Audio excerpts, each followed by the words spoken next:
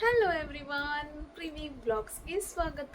ಎಲ್ಲರೂ ಹೇಗಿದ್ದೀರಾ? ಎಲ್ಲ ಆರಾಮಾಗಿದ್ದೀರಾ ಅಂತ ತಿಳ್ಕೊಂಡಿದ್ದೇನೆ. ಮಂಗಳೂರಲ್ಲಂತೂ ತುಂಬಾ ಮಳೆ ಆಗ್ತಾ ಇದೆ. ಸೊ ಇವಾಗ ಮಂಗಳವಾರ ಮಧ್ಯಾಹ್ನ 1 ಗಂಟೆ ಆಗಿದೆ.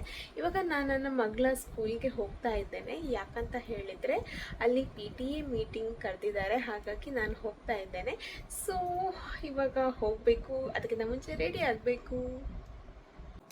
ನಾನು ಹೀಗೆ ಸಿಂಪಲ್ ಆಗಿ ಹೋದರೆ ಏನು ಬೇಕು ಹೆಚ್ಚು ಹೆಚ್ಚು ಬ್ರಷ್ ಇಷ್ಟ ಆಗಿಲ್ಲ. ಸೊ ಜಸ್ಟ್ ಮಾಯಿಶ್ಚರೈಸರ್ ಮತ್ತೆ ಏನು ಸನ್ಸ್ಕ್ರೀನ್ ಇದೆ ಡಾಕ್ಟರ್ ಕೊಟ್ಟು ಅದನ್ನು ಹಚ್ತೀನಿ. ಅದನ್ನು ಮತ್ತೆ ಆಲ್ ಮೈ ಕ್ರೀಮ್ ಯಾವ್ದು ಸಿಗುತ್ತೆ ಅಷ್ಟು ಹೋಗ್ತಾ ಇದೆ. ಇವಾಗ ಅದನ್ನು ಡಾಕ್ಟರ್ ಹೇಳಿದರೆ ಹಾಗೆ ಮಾಡಬೇಕು, ಸನ್ಸ್ಕ್ರೀನ್ ಮಾಯಿಶ್ಚರೈಸರ್ ಡೈಲಿ ಹಚ್ಚಬೇಕು ಅಂತ ಹೇಳಿ. ಸೊ ಹಾಗಾಗಿ ಇದನ್ನು ಹಚ್ಕೊಂಡು ಹೋಗೋದು. ಸ್ಪ್ರೇಡಿಂಗ್ ಮಾಡಿದ್ದೆ, ಸೊ ಅದೆಲ್ಲ ಹೋಗಿದೆ. ಇವಾಗ ಗೋ ಅಂತ ಹೇಳಿ ನಂದು ಮಾಯಿಶ್ಚರೈಸರ್ ಇದನ್ನು ಹಚ್ಚೋದು. ಸೊ ಒಳ್ಳೆಯದೆ, ಜಸ್ಟ್ ಇವಾಗ 1 ಮಂತ್ ಆಗ್ತದೆ ಯೂಸ್ ಮಾಡಿ ಸ್ಟಾರ್ಟ್ ಮಾಡಿ.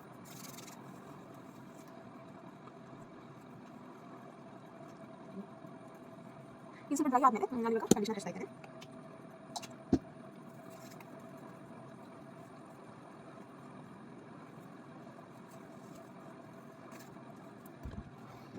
ಮೇನ್ ಆಗಿ ಪರ್ಫ್ಯೂಮ್. ಸೊ ಇದು ಹೇಳಿದೆ ಇವಾಗ ಬರ್ತಾ ಇದ್ರೆ ನಂಗೆ ಯಾವ್ದು ಇಷ್ಟ ಆಗುತ್ತೆ ಅದನ್ನು ಮಾಡಿಸೋದು. ಸೊ ನನ್ನ ಹಸ್ಬೆಂಡ್ ಸೊ ಇದನ್ನು ಹಾಕ್ತೇನೆ. ಚೆನ್ನಾಗಿದೆ, ನಂಗೆ ಇಷ್ಟ ಆಯ್ತು, ಇಷ್ಟ ಆಯ್ತಾ ಸ್ಮೆಲ್ ಇಷ್ಟ ಇದೆ, ಚೆನ್ನಾಗಿದೆ. ನೆಕ್ಸ್ಟ್ ಐಲೈನರ್ ಬೇಕು, ಲಿಪ್ಸ್ಟಿಕ್ ಹಾಕೋಣ. ಇದು ಹಾಕ್ತೀನಿ.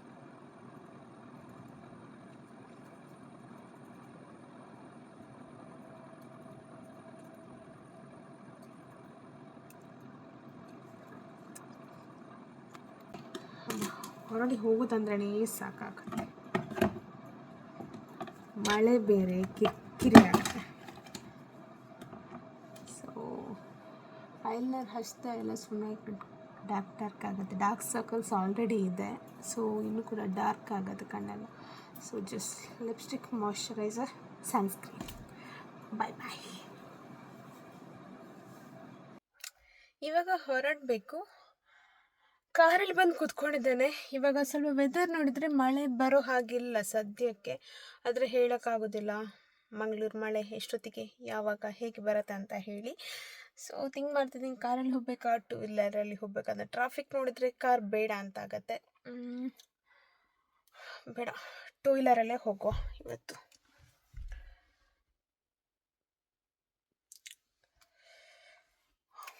ಮಳೆ ಬರೋ ಹಾಗಿಲ್ಲ ಇವಾಗ, ಟೂ ವೀಲರಲ್ಲೇ ಹೋಗ್ತೇನೆ. ಸೊ ಬಾಯ್.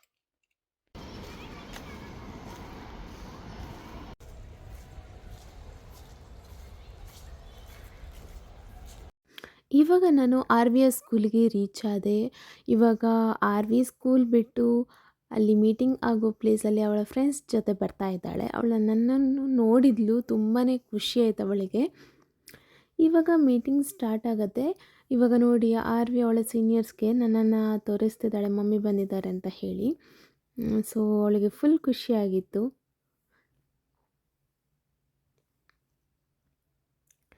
ಇದು ಅವಳ ಕ್ಲಾಸ್ ಟೀಚರ್. ಸೊ ಅವಳ ಫ್ರೆಂಡ್ಸ್ಗೆಲ್ಲ ತೋರಿಸ್ತಿದ್ದಾಳೆ. ನೋಡಿ, ಅವಳ ಮುಖ ನೋಡಿದ್ರೇ ಗೊತ್ತಾಗುತ್ತೆ ಎಷ್ಟು ಖುಷಿಯಾಗಿದ್ದಾಳೆ ಅಂತ ಹೇಳಿ. ಇವಾಗ ಮಳೆ ಬರ್ತಾ ಇದೆ ಲೈಟಾಗಿ. ಇವಾಗ ನಾವು ಮನೆಗೆ ಹೋಗ್ತಾ ಇದ್ದೇವೆ ಮೀಟಿಂಗ್ ಮುಗಿಸಿ. ಇವಾಗ RVಯ ಮೀಟಿಂಗ್ ಮುಗೀತು. ನಾನು RVನ ಕರ್ಕೊಂಡು ಮನೆಗೆ ಹೋಗ್ತಾ ಇದ್ದೇನೆ. ಫಾದರ್ಸ್ ಡೇ ಸೆಲೆಬ್ರೇಷನ್ ಇತ್ತು ಸ್ಕೂಲಲ್ಲಿ. RV ಹೇಗೆ ಹೇಳಿದಳು ನೋಡಿ, ಫಾದರ್ಗೆ ವಿಶ್ ಮಾಡಿದ್ದು. My name is Savi. My dad name is Pritam Kulal. My dad is very good. My dad is the right handed. I love you, Dad, Papa. Happy Father's Day, Papa. ಇವಾಗ ಮಳೆಗಾಲ ಆಗಿದ್ದರಿಂದ fresh ಮೀನು ಸಿಗಲ್ಲ. So ಹಾಗಾಗಿ ಮರ್ವಾಯಿ ತಂದಿದ್ರು ಮನೆಗೆ. ಮರ್ವಾಯಿ ಅಂದರೆ ಹೇಳಿದರೆ ಅದು ಚಿಪ್ ಥರ ಇರುತ್ತಲ್ಲ ಅದು. ಸೊ ಹಾಗಾಗಿ ತುಂಬ ಇತ್ತು, ಹಾಗಾಗಿ ನಾವು ಮರ್ವಾಯಿ ಪುಂಡಿ ಮಾಡುವ ಅಂತ ಹೇಳಿ ಡಿಸೈಡ್ ಮಾಡಿದ್ವಿ. ಇವಾಗ ಅಕ್ಕಿನ ಚೆನ್ನಾಗಿ ಗ್ರೈಂಡ್ ಮಾಡಿ ಇವಾಗ ಅದನ್ನು ಕುದಿಸ್ತಾ ಇದ್ದಾರೆ. ಇವಾಗ ಮರ್ವಾಯಿ ಪುಂಡಿಗೆ ಗಸಿಗೆ ನಾವು ಇಲ್ಲಿ ಮಸಾಲೆ ಹಾಕ್ತಿದ್ದೇವೆ. ತೆಂಗಿನಕಾಯಿ, 1.5 ಸ್ಪೂನಷ್ಟು ಕೊತ್ತಂಬರಿ ಬೀಜ, ಆಮೇಲೆ ಒಂದು ಅರ್ಧ ಸ್ಪೂನಷ್ಟು ಜೀರಿಗೆ, ಸ್ವಲ್ಪ ಅರಿಶಿಣ, ಮತ್ತು 1-2 ಬೆಳ್ಳುಳ್ಳಿ ಹಾಕಿ ಅದನ್ನು ಇವಾಗ ಚೆನ್ನಾಗಿ ಗ್ರೈಂಡ್ ಮಾಡಬೇಕು. ಅದರ ಜೊತೆ ಇವಾಗ ಅದಕ್ಕೆ ಸ್ವಲ್ಪ ಮೆಣಸು ಕೂಡ ಹಾಕಲಿಕ್ಕಿದೆ. ಒಂದು 4-5 ಮೆಣಸು, ಸ್ವಲ್ಪ ಹುಳಿ, ಸ್ವಲ್ಪ ಅದನ್ನು ಲೈಟಾಗಿ ಹಾಕಿದರೆ ಸಾಕು. ಸ್ವಲ್ಪ ಏನು ಹೇಳ್ತಾರೆ ಅದಕ್ಕೆ ಸಾಸಿವೆ ಕೂಡ ಹಾಕಬೇಕು. ಆಲ್ಮೋಸ್ಟ್ ಏನಂತ ಹೇಳಿದರೆ ನಾವಿವಾಗ ಮೀನು ಪದಾರ್ಥ ಮಾಡ್ತೀವಲ್ಲ ಅದಕ್ಕಿಂತ ಸ್ವಲ್ಪ ಲೈಟ್ ಐಟಮ್ಸ್ ಹಾಕಲಿಕ್ಕೆ ಇದಕ್ಕೆ. ತುಂಬ ಸ್ಟ್ರಾಂಗ್ ಬೇಡ, ತುಂಬ ಖಾರ ಆಗೋದೆಲ್ಲ ಬೇಡ. ಸೊ ಹಾಗಾಗಿ ಜಸ್ಟ್ ಕಲರ್ಗೆ ತಕ್ಕ ಈ ಉದ್ದ ಮೆಣಸು ಹಾಕ್ತಾ ಇದ್ದಾರೆ. ಸೊ ಇಷ್ಟನ್ನು ಚೆನ್ನಾಗಿ ಇವಾಗ ಗ್ರೈಂಡ್ ಮಾಡಬೇಕು, ಫೈನ್ ಗ್ರೈಂಡ್ ಮಾಡಬೇಕು, ಸಣ್ಣ ಗ್ರೈಂಡ್ ಹೇಳ್ತಾರಲ್ವ. ಹಾಗಾಗಿ ಇವಾಗ ಮರ್ವಾಯಿ ಪುಂಡಿಗೆ ಎಷ್ಟು ಮರ್ವಾಯಿ ಬೇಕು ಅದನ್ನು ಇವಾಗ ಬೇಯಿಸ್ಲಿಕ್ಕೆ ಇಟ್ಟಿದ್ದಾರೆ. ಅದು ಸ್ವಲ್ಪ ಬೇಯಿಸಿದಾಗ ಅದರದ್ದು ಬಾಯಿ ಬಿಡುತ್ತೆ, ಆವಾಗ ಅದು ಸರಿ ಇದೆ ಅಂತ ಅರ್ಥ. ಇವಾಗ ಮರ್ವಾಯಿ ಪುಂಡಿಗೆ ಸಣ್ಣ ಸಣ್ಣ ಪುಂಡಿ ಮಾಡಬೇಕು. ಏನು ಹೇಳ್ತಾರೆ ಕನ್ನಡದಲ್ಲಿ ಕಡುಬು ಮಾಡಬೇಕು. ಸಣ್ಣ ಸಣ್ಣದಾಗಿ ತುಂಬ ಕಡುಬು ಮಾಡಲಿಕ್ಕೆ ಉಂಟು. ನಾವು ಗುಲಾಬ್ ಜಾಮೂನ್ ಮಾಡ್ತೀವಲ್ವ, ಸೇಮ್ ಹಾಗೆಯೇ. ಆಮೇಲೆ ಹೀಗೆ ಸ್ಟೀಮಲ್ಲಿ ಅದನ್ನು ಬೇಯಿಸಬೇಕು. ಆಮೇಲೆ ಮತ್ತೊಂದು ಸೈಡಲ್ಲಿ ಇವಾಗ ನಾವು ಮಸಾಲೆ ಕರೆದದ್ದು ಕೂಡ ಬೇಯ್ತಾ ಇದೆ. ಅದು ಬೇಯಬೇಕಾದ್ರೆ ಇವಾಗ ಲಾಸ್ಟಿಗೆ ಈ ಮರ್ವಾಯನ್ನು ಚಿಪ್ಪನ್ನು ಅದಕ್ಕೆ ಹಾಕಬೇಕು. ಅದು ಕೂಡ ಕುದಿದಾದಮೇಲೆ ಲಾಸ್ಟಿಗೆ ಈ ಕಡುಬನ್ನು ಕೂಡ ಅದಕ್ಕೆ ಹಾಕಿದರೆ ಸೂಪರಾಗಿರುವಂತಹ ಮಂಗಳೂರು ಮರ್ವಾಯಿ ಪುಂಡಿ ರೆಡಿ ಆಗುತ್ತೆ. ಇವಾಗ ಏನಂತ ಹೇಳಿದರೆ ಮರ್ವಾಯಿ ತಂದಿದ್ರು. ಮರ್ವಾಯಿ ಅಂತ ಹೇಳಿದ್ರೆ ಚಿಪ್ಪು, ಅದು ಕನ್ನಡದಲ್ಲಿ ಏನು ಹೇಳ್ತಾರೆ ಅಂತ ಗೊತ್ತಿಲ್ಲ.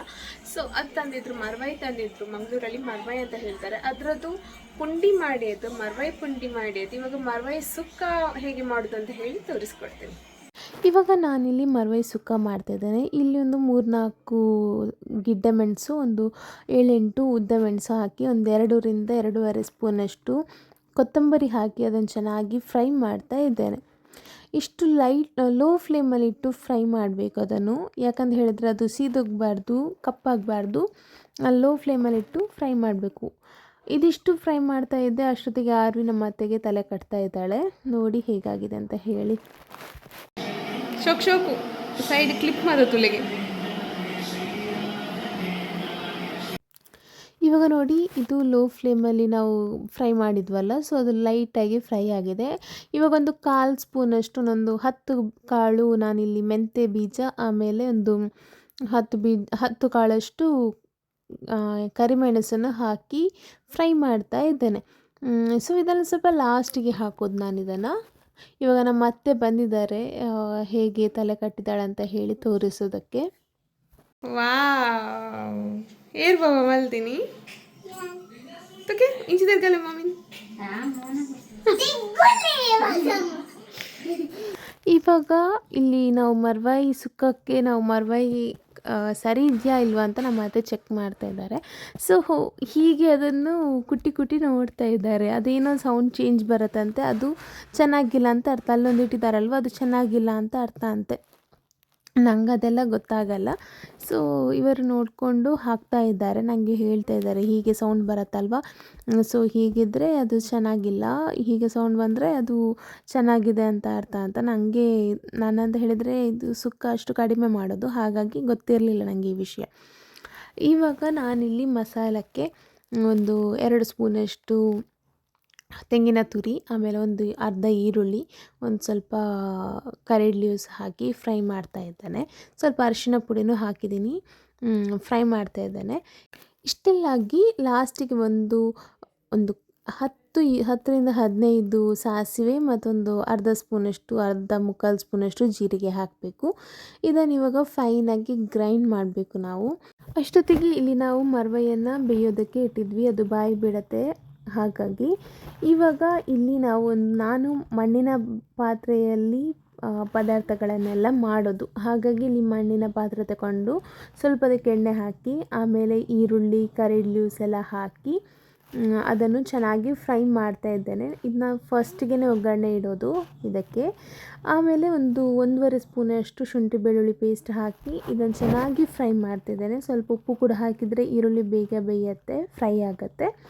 ಸೊ ಇದು ಚೆನ್ನಾಗಿ ಫ್ರೈ ಆಗಬೇಕು.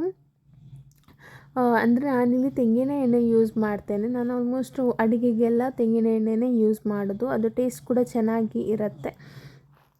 ಇವಾಗ ಇಲ್ಲಿ ನಮ್ಮದು ಏನು ಮರ್ವಾಯಿ ರೆಡಿಯಾಗಿದೆ ಅಲ್ವಾ, ಬೇಯಿಸಿಟ್ಟದ್ದು, ಅದನ್ನು ಅದಕ್ಕೆ ಹಾಕಿ ಸ್ವಲ್ಪ ಆ ಒಗ್ಗರಣೆಯಲ್ಲಿ ಫ್ರೈ ಮಾಡ್ತಾ ಇದ್ದೇನೆ. ಆವಾಗ ಸ್ವಲ್ಪ ಚೆನ್ನಾಗಿ ಇರುತ್ತೆ ಅಂತ ಹೇಳಿ ಆಮೇಲೆ ಅದು ಮಸಾಲವನ್ನು ಫೈನಾಗಿ ಗ್ರೈಂಡ್ ಮಾಡಿದ್ದನ್ನು ತೆಗೆದು ಈ ಪದಾರ್ಥಕ್ಕೆ ಅಂದರೆ ಮರ್ವಾಯಿಗೆ ಹಾಕ್ತಾ ಇದ್ದೇನೆ.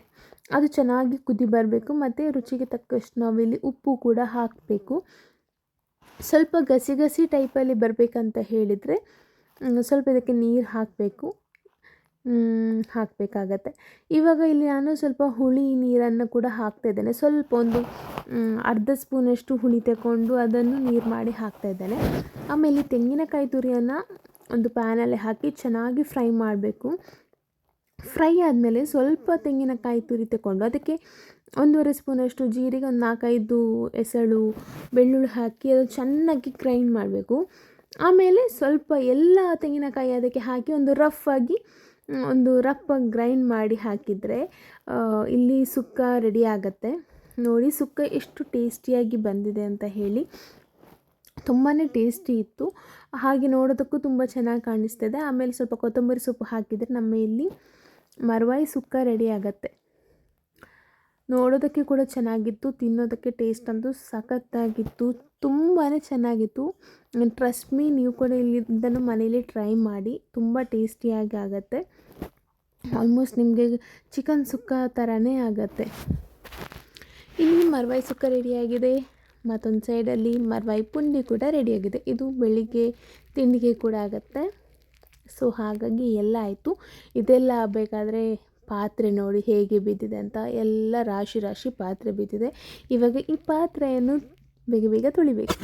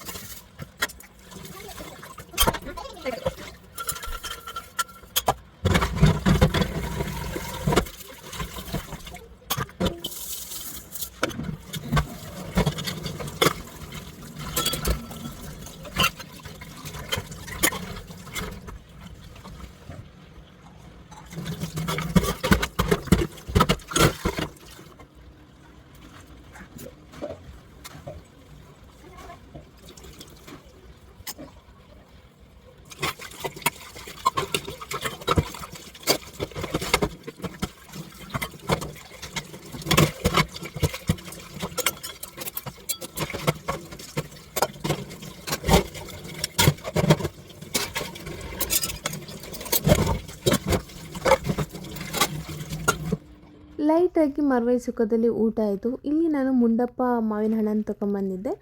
ಅದನ್ನು ಇವಾಗ ಚೆನ್ನಾಗಿ ತೊಳೆದು ಕಟ್ ಮಾಡ್ತಾ ಇದ್ದೇನೆ. ನಮ್ಮ ಮನೇಲಿ ಎಲ್ರಿಗೂ ಮಾವಿನ ಹಣ್ಣು ಇಷ್ಟ ಆಗುತ್ತೆ.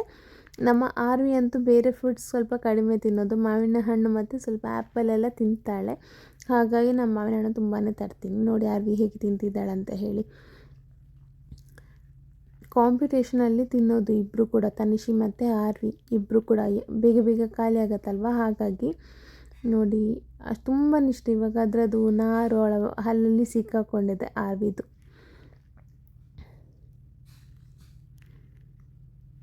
ನಾನು ಮ್ಯಾಂಗೋ ಹಣ್ಣನ್ನು ತುಂಬ ತರ್ತೀನಿ ಮನೆಗೆ, ಯಾಕಂತ ಹೇಳಿದರೆ ಇವಳು ಅದನ್ನಾದರೂ ಸ್ವಲ್ಪ ತಿಂತಾಳಲ್ವ, ಫ್ರೂಟ್ಸ್ ಅಂತ ಒಂದು ಹೊಟ್ಟೆಗೆ ಹೋಗುತ್ತಲ್ವ ಅಂತ ಹೇಳಿ ಮಾವಿನ ಹಣ್ಣು ತುಂಬ ತರ್ತೀನಿ, ಚೆನ್ನಾಗಿ ತಿಂತಾಳೆ. ನಾನು ಅದರದ್ದೊಂದು ವಿಡಿಯೋ ಕ್ಯಾಪ್ಚರ್ ಮಾಡಿ ಇಟ್ಟಿದ್ದೆ. ಮಾವಿನ ಹಣ್ಣು ಸೀಸನ್ ಮುಗಿದ ಮೇಲೆ ಆಸೆ ಆಗುತ್ತೆ, ಅದಕ್ಕೋಸ್ಕರ ಇದ್ದಾಗಲೇ ಚೆನ್ನಾಗಿ ಮಾವಿನ ಹಣ್ಣು ತಿನ್ನಬೇಕು. ಸೊ ಇದಾಗಿತ್ತು ಈ ದಿನದ ವ್ಲಾಗ್. ಮರ್ವಾಯಿ ಸುಕ್ಕ ಅಂತೂ ಟ್ರೈ ಮಾಡಿ ಮನೆಯಲ್ಲಿ, ಮಿಸ್ ಮಾಡಬೇಡಿ, ತುಂಬಾ ಚೆನ್ನಾಗಾಗತ್ತೆ. ಇನ್ನು ನೆಕ್ಸ್ಟ್ ವ್ಲಾಗಲ್ಲಿ ಸಿಗ್ತೀನಿ. ಟಾಟಾ, ಟೇಕ್ ಕೇರ್, ಬಾಯ್ ಬಾಯ್.